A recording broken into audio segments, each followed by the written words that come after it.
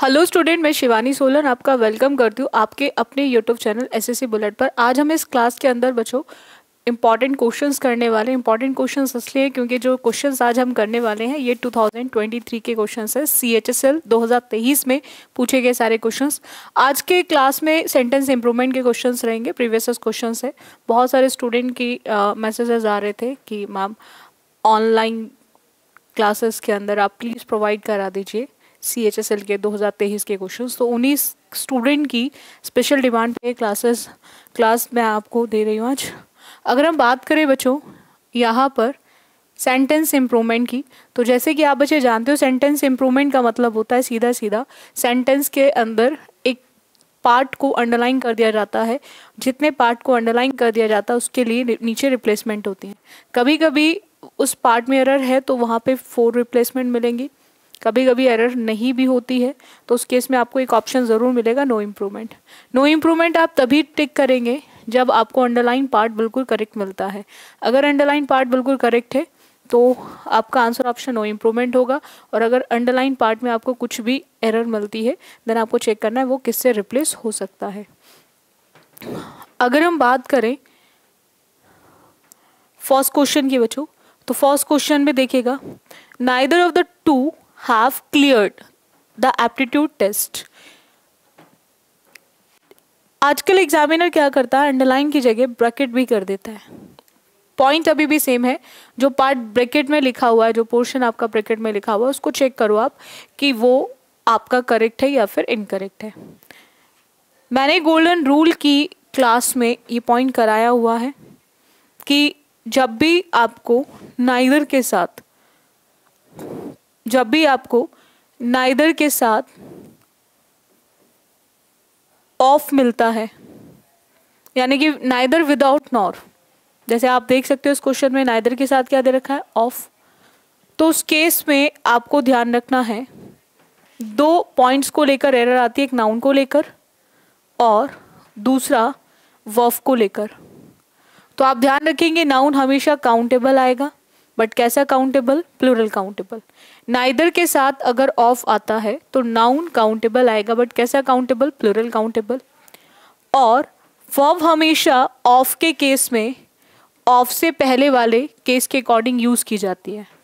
अगर नाइदर की बात करें तो नाइदर के अकॉर्डिंग हम वर्ब हमेशा कैसे यूज करेंगे, सिंगुलर। ये फिक्स है कि नाइदर विदाउट नॉर आता है, ऑफ के साथ आता है, तो वहाँ पर वर्ब आप हमेशा सिंगुलर यूज़ करेंगे। आप वहाँ पर वर्ब हमेशा सिंगुलर यूज़ करेंगे। उस केस में आपको ध्यान रखना है आप वर्ब हमेशा सिंगुलर यूज़ करेंगे।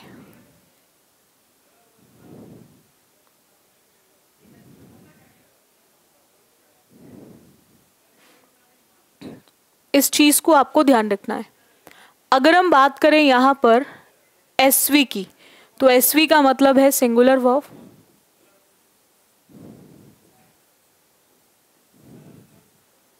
और अगर मैं पीसीएन की बात करूँ तो पीसीएन का मतलब है आपका प्लूरल काउंटेबल नाउन। पीसीएन का मतलब है प्लूरल काउंटेबल नाउन।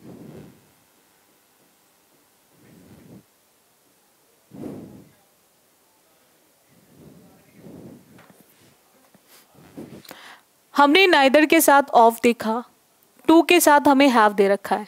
अगर मैं बच्चों हैव की बात करूं, हैव कैसी वर्ब है, प्लूरल। और हम जानते हैं नाइदर के साथ अगर ऑफ आ रहा है तो हम प्लूरल वर्ब का यूज नहीं करेंगे। तो अब हमें वर्ब कैसी चाहिए, सिंगुलर। तो सेम टेंस में सिंगुलर के लिए हम क्या यूज करेंगे, हैज। क्या यूज करेंगे, has. So we can easily eliminate first option because इसमें भी हैव है, सेकेंड ऑप्शन इसमें भी हैव है, थर्ड इन नो इम्प्रूवमेंट इसलिए क्योंकि हैव है। तो हमारा आंसर ऑप्शन क्या आ जाएगा, फोर्थ। हमारा आंसर ऑप्शन क्या आ जाएगा, फोर्थ। इतना क्लियर हो गया। नाइदर के साथ जब भी ऑफ आता है तो नाउन हमेशा प्लूरल काउंटेबल आएगा, वर्ब हमेशा सिंगुलर आएगी। ये रूल बहुत इंपॉर्टेंट है, इस पे क्वेश्चन बहुत आते हैं। CHSL में तो आ ही रखा है 23 में, CGL में भी बहुत आता है, CPO में भी बहुत आता है। The palace was in turmoil because हम बात कर रहे हैं यहाँ पर, बिकॉज हम बात कर रहे हैं यहाँ पर हैज़ रिटर्न की। अगर मैं यहाँ पे बात करूँ हैज़ रिटर्न की, तो आपको ध्यान रखना है हैज़ के साथ, हैड के साथ हमें क्या दे रखा है, रिटर्न। ग्रामर में जहाँ भी हैज़ आए, जहाँ पर भी हैव आए या फिर हैड आए, आप ध्यान रखेंगे विद हैज़, हैव और had we use only third form of the verb. जहां पर भी ग्रामर में हैज़, हैव और हैड दिया हो, वहां पर आप यूज करेंगे वर्ब की थर्ड फॉर्म, वहां यूज करेंगे आप वर्ब की थर्ड फॉर्म। रिटर्न वर्ब की फर्स्ट फॉर्म होती है और रिटर्न की सेकेंड एंड थर्ड फॉर्म होती है रिटर्न्ड। रिटर्न की सेकेंड एंड थर्ड होती है रिटर्न्ड। तो यहां पर हैड के साथ आप रिटर्न की जगह लिखेंगे रिटर्न्ड, ठीक है। और आंसर ऑप्शन आप लगा देंगे फर्स्ट, आंसर ऑप्शन आप लगा देंगे फर्स्ट, क्योंकि हैड अपने साथ लेकर आता है वर्ब की थर्ड फॉर्म, हैड अपने साथ लेकर आता है वर्ब की थर्ड फॉर्म, यानी कि returned is the correct one. इतना क्लियर हो गया? डाउट है यहां तक किसी को? नेक्स्ट आते हैं। The thieves entered a house at night and decamped with valuable worth ₹50,000.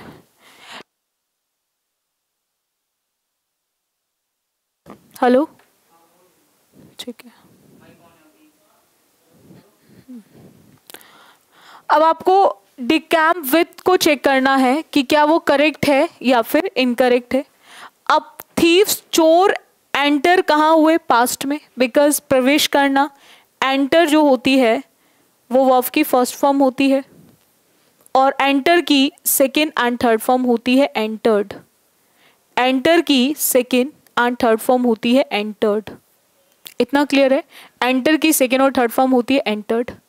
तो एंटर्ड कहीं ना कहीं वर्ब की सेकेंड फॉर्म। एग्जाम में बच्चों बहुत क्वेश्चन आते हैं सीक्वेंस ऑफ टेंस पे, एग्जाम में बहुत क्वेश्चंस आते हैं सीक्वेंस ऑफ टेंस पे। जैसा फर्स्ट क्लॉज होगा वैसा ही सेकेंड क्लॉज यूज होगा। तो अगर चोरों ने प्रवेश करने का काम पास्ट में किया है तो डेफिनेटली डिकैम्प भी पास्ट में ही हुआ होगा, ठीक है।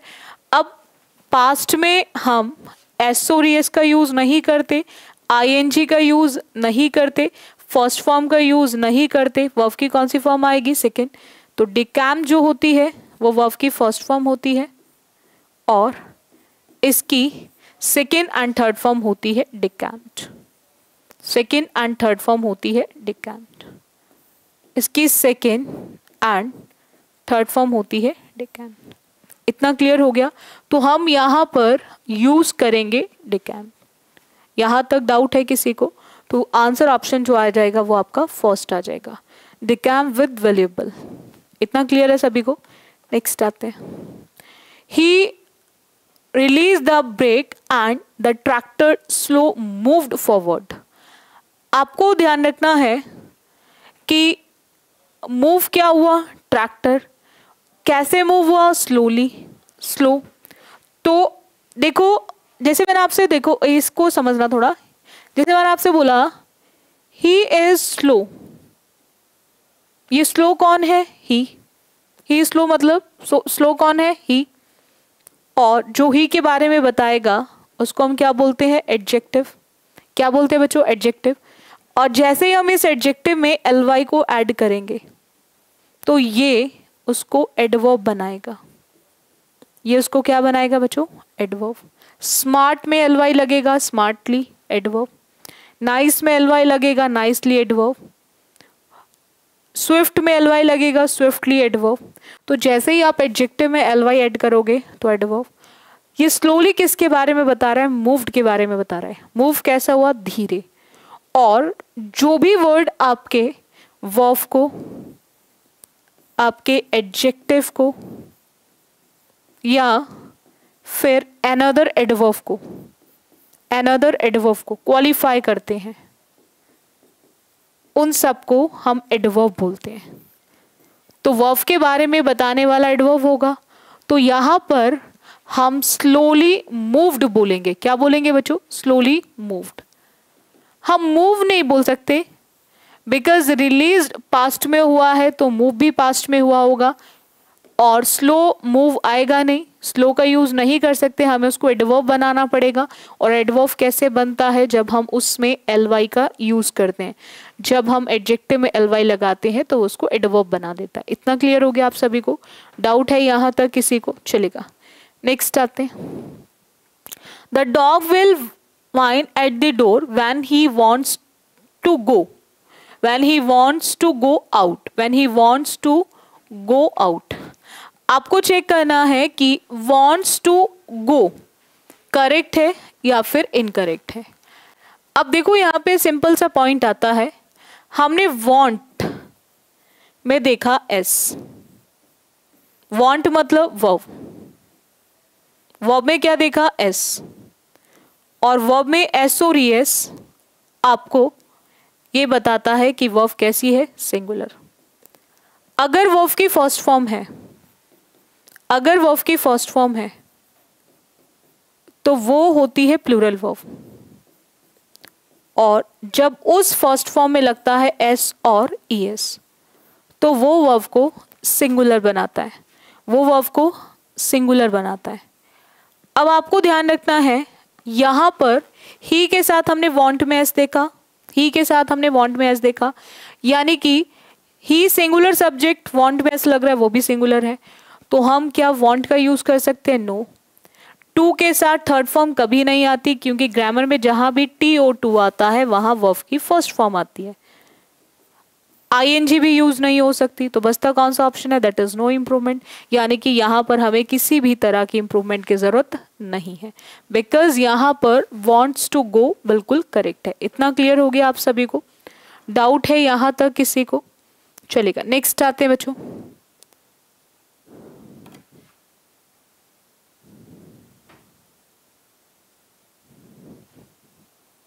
एक और क्वेश्चन देखिए।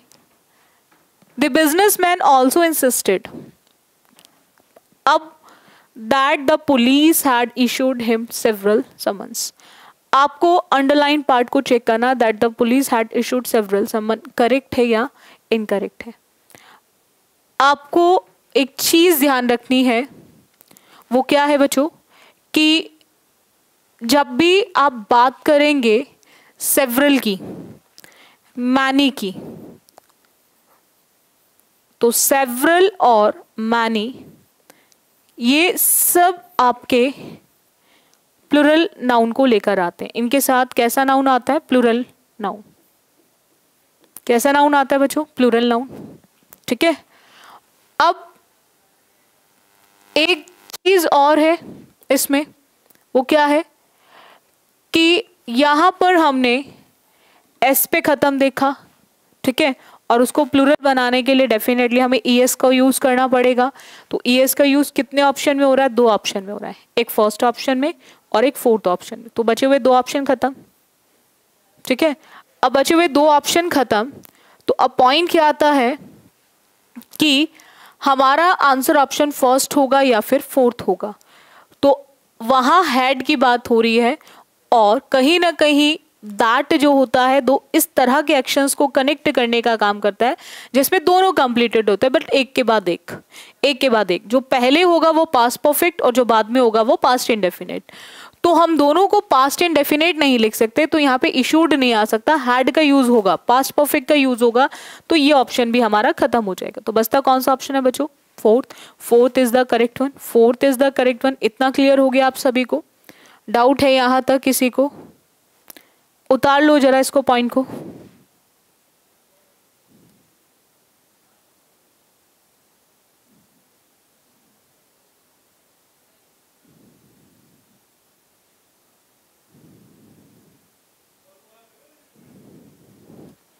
नेक्स्ट आते हैं।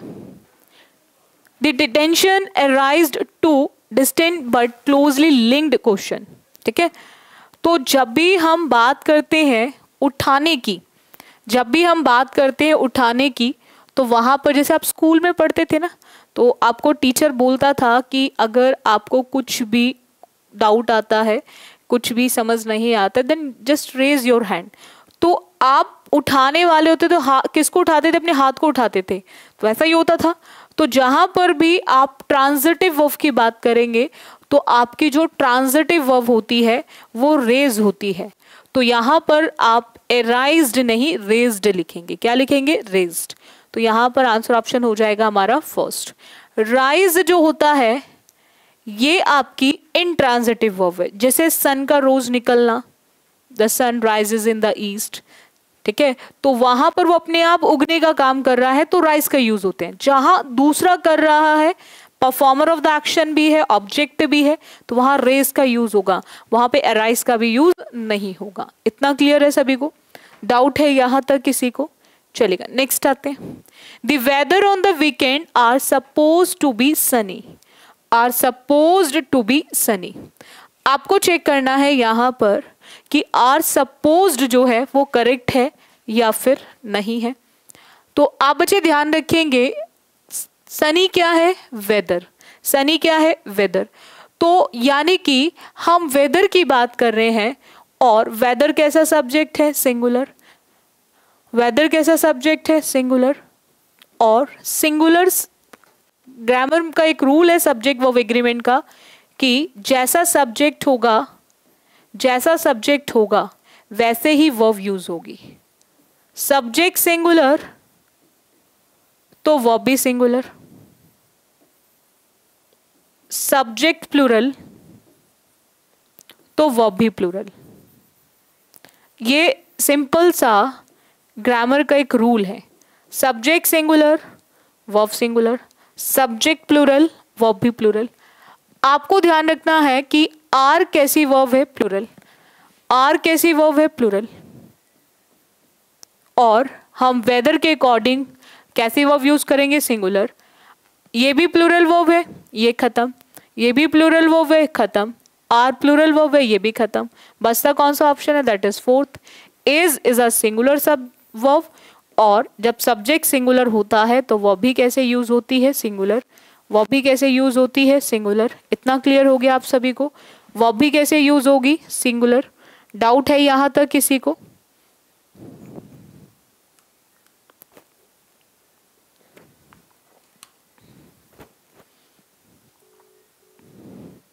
नेक्स्ट आते हैं।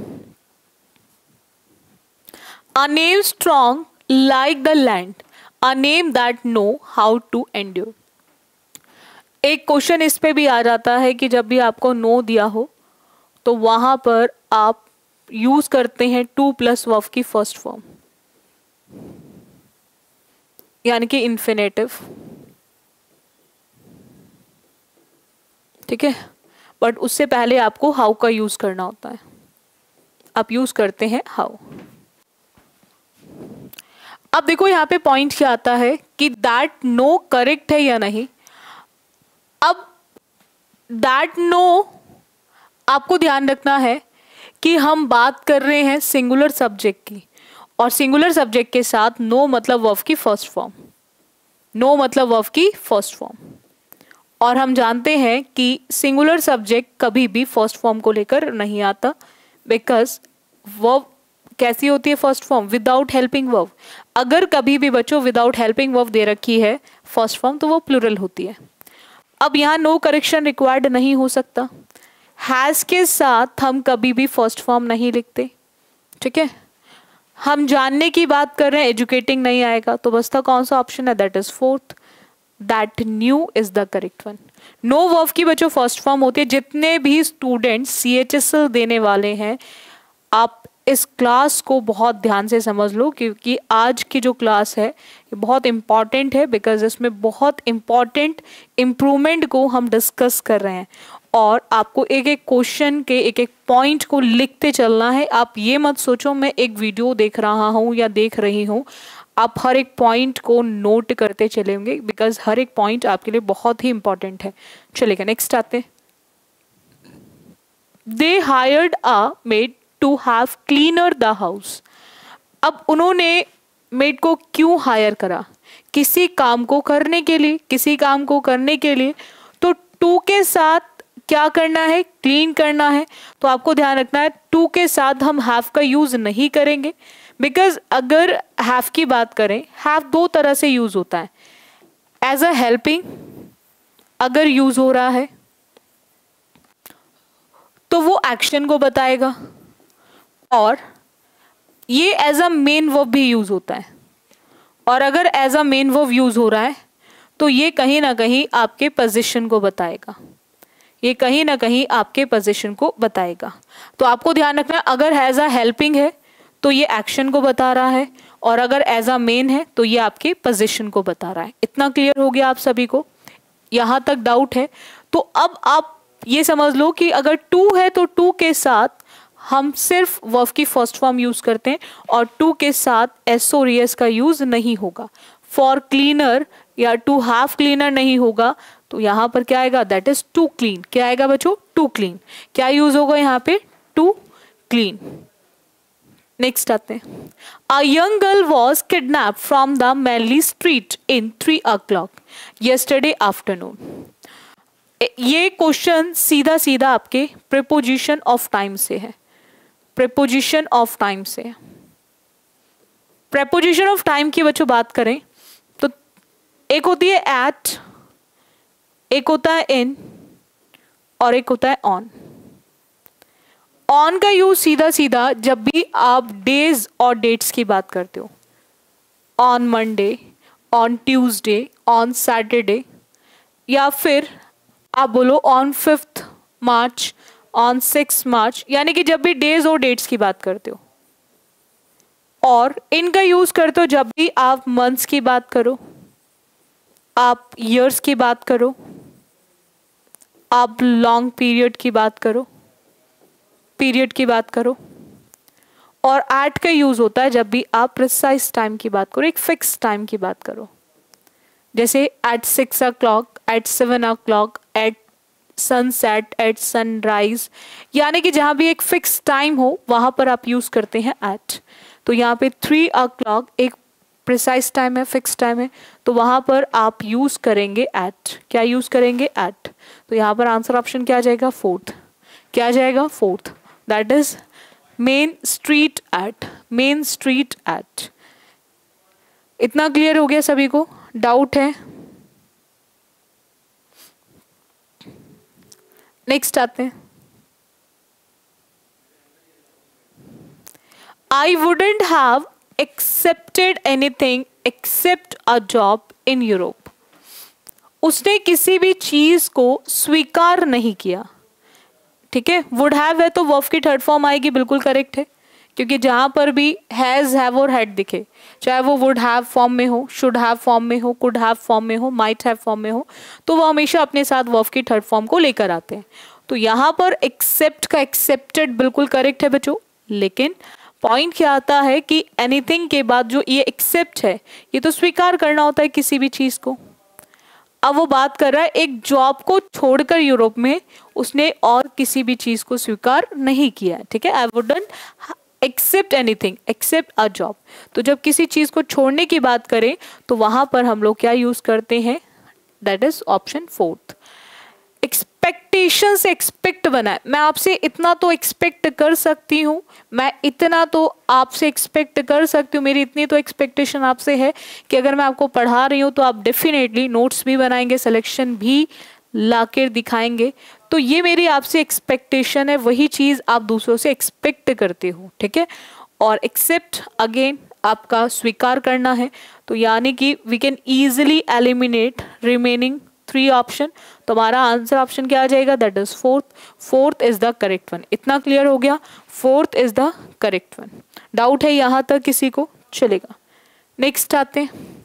नेक्स्ट पॉइंट की बच्चों बात करें, that's one of the strongest swear word in Spanish. ये मैंने गोल्डन रूल में करा रखा है बच्चों को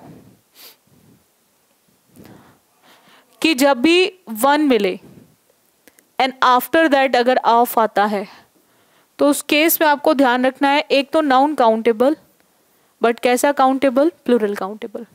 पीसीएन का मतलब होता है प्लूरल काउंटेबल नाउन,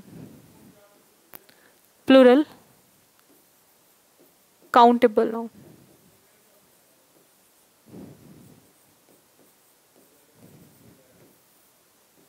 PCN का मतलब होता है प्लूरल काउंटेबल नाउन। तो जहाँ पर भी वन के साथ ऑफ आएगा बच्चों, तो वहाँ पे नाउन काउंटेबल आएगा, बट कैसा काउंटेबल आएगा? प्लूरल। कैसा काउंटेबल आएगा? प्लूरल।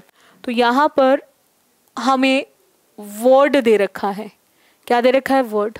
और हम यहाँ पर वर्ड का यूज नहीं करेंगे, हम किसका यूज करेंगे? वर्ड में लगेगा एस और एस, तो हम लिखेंगे वर्ड्स।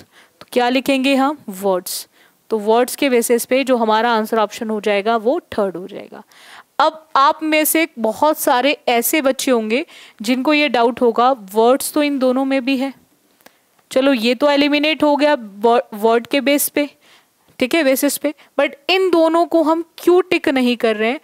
तो हम वन ऑफ के साथ यानी कि बहुत में से एक की बात कर रहे हैं तो सुपरलेटिव डिग्री आएगी, और यहाँ स्ट्रांगली दे दिया है तो ये खत्म। अब आपके माइंड में डाउट आएगा ये भी तो सुपरलेटिव डिग्री है स्ट्रांगेस्ट, बट यहाँ स्ट्रांगेस्ट से पहले हमें वन नहीं दे रखा है, तो इसीलिए हमारा ये भी ऑप्शन एलिमिनेट हो जाएगा। इतना क्लियर हो गया, और इसीलिए हम लोग आंसर ऑप्शन लगाएंगे थर्ड। डाउट है यहाँ तक किसी को? हर एक क्वेश्चन को नोट करते हुए चलना, ये बिल्कुल भी मत सोचना कि बस ठीक है वीडियो देख रहे हैं, ठीक है हो जाएगा, समझ आ रहा है। देखो जब पढ़ता है कोई भी स्टूडेंट किसी भी टीचर से तो उसको ऐसा लगता है कि ये सब मुझे आता है, बट जब वो खुद करने बैठता है तो छोटे से छोटे पॉइंट में कंफ्यूज हो जाता है। तो इसीलिए आप हर एक पॉइंट को ज़रूर लिखते चला करो और प्रॉपर नोट्स बनाया करो, ठीक है, जो भी क्लासेस, बिकॉज अब से आपको रेगुलर CHSL के लिए क्लासेस मिलेंगी SSC बुलेट पर इंग्लिश की, तो आप प्रॉपर क्लासेस लो, और इसके मॉक भी स्टार्ट होंगे बहुत जल्दी, तो आप इसकी प्रॉपर क्लासेस लो, ठीक है। बाकी MTS वगैरह के जो मॉक्स चल रहे हैं उनको लगाइए आप सभी बच्चे। नेक्स्ट आते हैं, I try to traveling lightly, packing only the bare essential। ये सब CHSL 2023 के क्वेश्चन चल रहे हैं, आपको चेक करना है ट्रैवलिंग लाइटली करेक्ट है या फिर इनकरेक्ट है। अभी मैंने आपको समझाया था कि जहां पर भी TO2 आता है वहां पर पहला पॉइंट वर्ब आती है, और वर्ब की कौन सी फॉर्म आती है? First form. अगर टू किसी फ्रेज फॉर्म में आ रहा है, एक्सेप्शन किसी फ्रेज फॉर्म में आ रहा है, जैसे addicted to, look forward to, with a view to, ठीक है, एक्स्टम्ड टू, यूज्ड टू, तो वो ING को लेकर आता है। वो इसीलिए ING को लेकर आता है क्योंकि वहां पे वो ING वर्ब नहीं, वो जेरेंड होती है, वो जेरेंड फॉर्म में आता है। अगर फ्रेज नहीं है, कुछ फिक्स्ड फ्रेजेस नहीं है, तो वहां टू के साथ आप हमेशा वर्ब की फर्स्ट फॉर्म यूज करेंगे। ट्रैवलिंग ING फॉर्म का हम कभी यूज नहीं कर सकते। ट्रेवल्ड की second and third form travelled होती है, नहीं आएगी। SOS नहीं आएगा। बस्ती कौन सा ऑप्शन है? That is fourth. Fourth is the correct one, fourth is the correct one.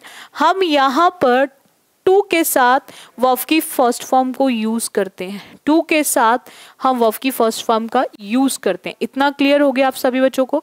तो जहां पर भी TO2 आता है वहां पर आप बच्चे यूज करेंगे वर्ब की फर्स्ट फॉर्म। डाउट है यहां तक किसी को? चलेगा, नेक्स्ट चले।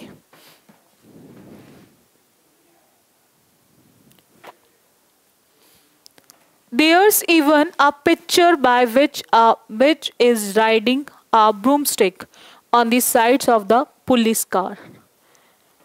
अब देखो यहाँ पर by which is riding, एक पिक्चर है किसी विच की जो कहीं ना कहीं राइड कर रही है। तो किसी विच की पिक्चर है ना, तो पिक्चर बाय विच नहीं आएगा, पिक्चर ऑफ अ विच। तो यहां पर एक पिक्चर की बात हो रही है, पिक्चर्स की बात नहीं हो रही है। दैट ऑफ का यूज नहीं होगा और बाय विच का यूज नहीं होगा, तो fourth one is the correct one. ठीक है, fourth one is the correct one. इतना क्लियर हो गया? Fourth is the correct one. Doubt है यहां तक किसी को? चलेगा, नेक्स्ट आते हैं। To be ready for a conflict is one of the most effectual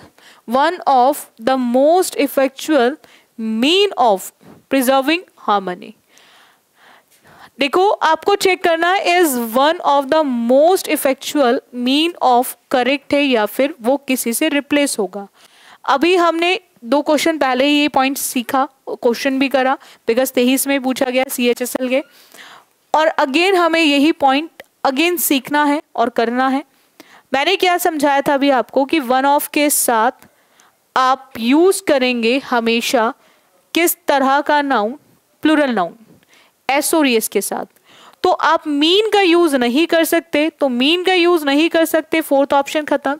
mean का यूज नहीं कर सकते, फर्स्ट ऑप्शन खत्म, बिकॉज मीन गलत है ना, तो इंप्रूवमेंट की तो जरूरत है, हमें इंप्रूवमेंट की जरूरत है ना बच्चों हमें, बिकॉज वहां पर वो हमें गलत दे रखा है।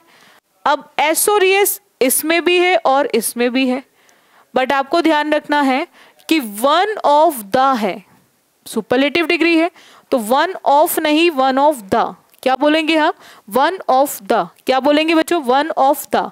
तो यहां पर द मोस्ट बोलेंगे हम, मोस्ट नहीं बोलेंगे। क्या बोलेंगे? One of the most effectual means. तो यहां पर आंसर ऑप्शन क्या हो जाएगा? थर्ड। आंसर ऑप्शन क्या हो जाएगा? थर्ड। इतना क्लियर हो गया? One of the most effectual means of. Doubt है यहां तक किसी को? चलेगा, नेक्स्ट आते हैं। The efforts of the government in providing health education and primary health centres is born fruits. अब देखो यहां पर पॉइंट क्या आता है बच्चों, हम बात कर रहे हैं एफर्ट्स की, किसके? गवर्नमेंट के। किसके? गवर्नमेंट के एफर्ट्स की बात कर रहे हैं, ठीक है। कहीं ना कहीं वो प्रोवाइड करा रहा है health education, primary health centres. तो जैसे ही सब्जेक्ट होगा वैसे ही वर्ब होगी, जैसा ही सब्जेक्ट होगा वैसे ही वर्ब होगी। सब्जेक्ट प्लूरल और इज कैसी वर्ब है? सिंगुलर। और हम जानते हैं कि हम सिंगुलर वर्ब का यूज नहीं कर सकते, तो सिंगुलर वर्ब का यूज नहीं कर सकते तो नो इम्प्रूवमेंट नहीं होगा। हैज भी कैसी वर्ब है बच्चों? सिंगुलर। फर्स्ट भी नहीं हो सकता। वॉज भी कैसी वर्ब है? सिंगुलर। फोर्थ भी नहीं हो सकता। तो बचता कौन सा ऑप्शन है? That is third. थर्ड, ठीक है। तो have born is the correct one. Bear, bore, born, किसी भी चीज को सहन करना, बर्दाश्त करना, टॉलरेट करना, जिसमें एन ई आता है, ठीक है। तो यहाँ पर हम लोग लिखेंगे third is the correct one. इतना क्लियर है सभी को? डाउट है यहाँ तक किसी को? चलेगा, नेक्स्ट आते हैं। नेक्स्ट क्वेश्चन देखो, they weren't allows to take their dog in to the store. They weren't allows to take, पहला पॉइंट। अगर हम बच्चों वॉज और वर की बात करें, वॉज और वर अपने साथ दो टाइप की वर्ब को लेकर आते हैं। एक आईएनजी फॉर्म को, V1 में आईएनजी फॉर्म को, और दूसरी वर्ब की थर्ड फॉर्म को। ये दो तरह की वर्ब को लेकर आते हैं, वर्ब की फर्स्ट फॉर्म में आईएनजी और वर्ब की थर्ड फॉर्म।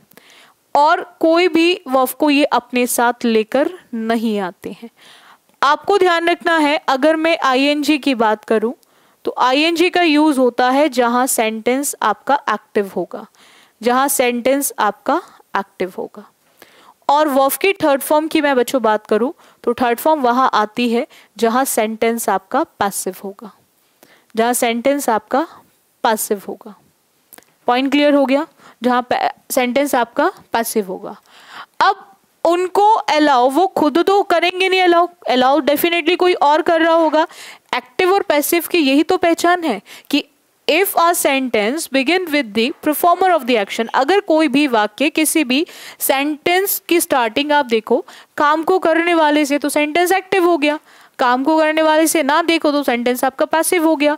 यही तो पहचान है एक्टिव पैसिव की। हमें रूल्स की जरूरत पड़ती है किसके लिए? कन्वर्जन के लिए। तो हम यहाँ पर एक चीज समझेंगे कि हम अलाउ वो खुद नहीं कोई और कर रहा है, तो definitely sentence is given in a passive voice. अब पैसिव वॉइस में दिया गया है तो हम वर्ब की कौन सी फॉर्म लगाएंगे? Third form. इसीलिए हमें किसी भी ऑप्शन में आईएनजी नहीं दे रखा। हम एस और एस नहीं लगा सकते, खत्म। फर्स्ट फॉर्म नहीं लगा सकते, खत्म। अब अलाउड यहां पर भी है और अलाउड यहां पर भी है, दोनों में अलाउड दे रखा है। अब हमारे माइंड में एक डाउट जरूर आएगा कि अलाउड यहां पर भी है, अलाउड यहां पर भी है, फिर हम कौन से ऑप्शन को टिक करें? तो यहां पर टू के साथ अगेन वर्ब की कौन सी फॉर्म आती है? First form. टेक वर्ब की फर्स्ट फॉर्म होती है बच्चों, और टेक की सेकेंड फॉर्म होती है टुक, और टेक की थर्ड फॉर्म होती है टेकन। टेकन वर्ब की थर्ड फॉर्म होती है टेकन। तो यहाँ पर टुक का यूज हम नहीं कर सकते टू के साथ, हमें क्या लिखना पड़ेगा, टेक, और हमारा आंसर ऑप्शन क्या हो जाएगा, फोर्थ। हमारा आंसर ऑप्शन क्या हो जाएगा, फोर्थ। इतना क्लियर हुआ आप सभी को? डाउट है यहाँ तक किसी को? तो हम टू के साथ वर्ब की फर्स्ट फॉर्म लगाते हैं, हम टू के साथ वर्ब की फर्स्ट फॉर्म का यूज करते हैं।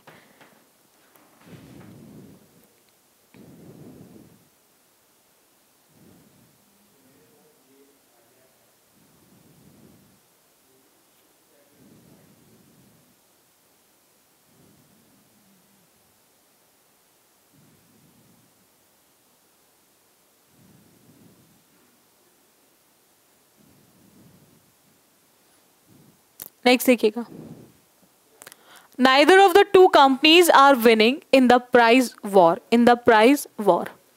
ये CHSL का क्वेश्चन है 16/3/2023 का।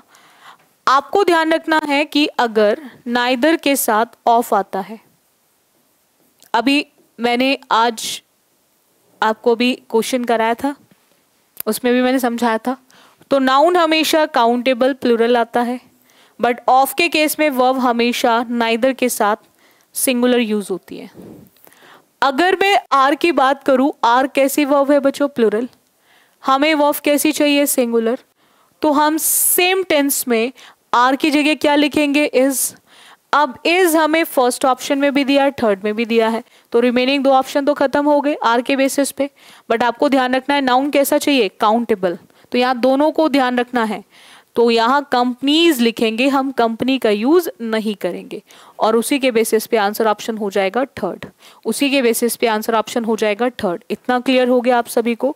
उसी के बेसिस पे आपका आंसर ऑप्शन हो जाएगा थर्ड। यहाँ तक डाउट है किसी को? यहाँ तक डाउट है किसी को?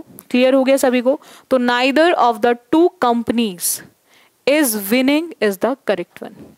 नेक्स्ट आते हैं, the crime scene were surround by yellow tape. आपको चेक करना है कि वर सराउंड करेक्ट है या फिर आपका इनकरेक्ट है। ये किससे रिप्लेस होगा, वर सराउंड आपका करेक्ट है या फिर इनकरेक्ट है, या ये किससे रिप्लेस होगा? अब सीन कितने हैं, सिंगुलर। आप देख रहे हो ना, सबसे ज्यादा क्वेश्चन सब्जेक्ट वर्ब एग्रीमेंट से, सबसे ज्यादा क्वेश्चन CHSL 2023 में सब्जेक्ट वर्ब एग्रीमेंट से सबसे ज्यादा क्वेश्चन है। फिर आपका कहाँ से मिला, आपको टेंस से मिल रहा है। देखो कितने क्वेश्चंस आ रहे हैं। अब देखो यहाँ पे सीन कैसा सब्जेक्ट है, सिंगुलर, और वर कैसी वर्ब है, प्लूरल। और हम जानते हैं कि जैसा सब्जेक्ट होता है बच्चों वैसे ही वर्ब यूज होती है, जैसा सब्जेक्ट वैसी वर्ब। तो यहाँ पर आपको ध्यान रखना है कि हम कैसा सब्जेक्ट है, सिंगुलर, वर्ब कैसी आएगी, सिंगुलर। अब दो चीजें बच्चों, वर्ब का यूज नहीं हो सकता, थर्ड ऑप्शन खत्म, नो इम्प्रूवमेंट खत्म। अब वॉज दो ऑप्शन में आ रहा है। अभी मैंने आपको समझाया था वॉज वर या तो थर्ड फॉर्म को लेकर आएंगे या ING। वॉज वर कभी भी फर्स्ट फॉर्म को लेकर नहीं आते, तो इसीलिए हमारा आंसर ऑप्शन क्या आ जाएगा, सेकंड। वॉज वर के साथ सिर्फ दो ही वर्ब आती हैं, या तो ING if sentence is in active, और या फिर third form if sentence is in passive. तो बस दो ही केस होते हैं, और तीसरी कोई भी वर्ब वॉज एंड वर के साथ यूज नहीं होती इन इंग्लिश ग्रामर। चलेगा, नेक्स्ट आते हैं। इसके साथ यहाँ क्वेश्चंस कंप्लीट होते हैं। कुछ और भी क्वेश्चंस मैं आपको भी CHSL 2023 के कराऊंगी, एरर डिटेक्शन के क्वेश्चन भी, और इम्प्रूवमेंट के भी कुछ और क्वेश्चंस कराएंगे आपको नेक्स्ट क्लास में। बाकी मैं आप बच्चों से यही कहूंगी, रेगुलर क्लासेस लेते रहो। बाकी जिन स्टूडेंट्स ने अभी तक चैनल को सब्सक्राइब नहीं किया है वो सभी बच्चे ज़रूर कर लेना, ताकि आपको हर क्लास का नोटिफिकेशन मिल सके। और अगर आप अच्छे तैयारी करो MTS की, तो MTS के लिए मैं आपको बता दूं कि SSC बुलेट पर इंग्लिश की मॉक टेस्ट चलते हैं रेगुलर आपका 4:15 पर। तो आप उस मॉक टेस्ट की क्लास को ज़रूर अटेंड करो। 4:15 पर आपकी मॉक टेस्ट की क्लास होती है, तो आप उस क्लास को ज़रूर अटेंड किया करो आप सभी बच्चे। बाकी CGL के अभी चल रहे हैं एनालिसिस के साथ साथ आपका एक्सपेक्टेड मोस्ट एक्सपेक्टेड क्वेश्चंस की जो क्लास होती है वो आपकी 5:15 पर होती है। तो जो बच्चे दे रहे हैं CGL तो वो भी उसके मॉक टेस्ट एक्सपेक्टेड क्वेश्चंस वाले उसको लगाया करो। और इसके अलावा CHSL के सेशंस अब स्टार्ट हो गए हैं SSC बुलेट पर, और इसके मॉक टेस्ट भी शुरू हो जाएंगे। बाकी मैं आपको MTS के लिए मैं बात करूँ MTS की या फिर मैं बात करूँ CHSL की, तो इसकी क्लासेस आपको regular previous year question PYQs के लिए बहुत मैसेज आ चुके हैं, तो मैं आप बच्चों को बता दूं कि आपका प्रीवियस ईयर क्वेश्चंस आपको रेगुलर मिलते रहेंगे, ठीक है। आपको SSC बुलेट पर आप उसकी प्लेलिस्ट चेक करते रहो रेगुलर, और प्लेलिस्ट को चेक करते रहोगे तो उसमें आपको रोज कुछ ना कुछ मिलेगा आपको एग्जाम रिलेटेड, तो उसको रेगुलर देखो। बाकी क्लासेस अच्छी लगती है तो उसको लाइक और शेयर जरूर कर दिया करो, ठीक है, ताकि मैक्सिमम स्टूडेंट इसको देख सके। सो आज के लिए इतना रखिए। So thank you student for this session. बाकी बच्चों करते हैं हम नेक्स्ट क्लास में।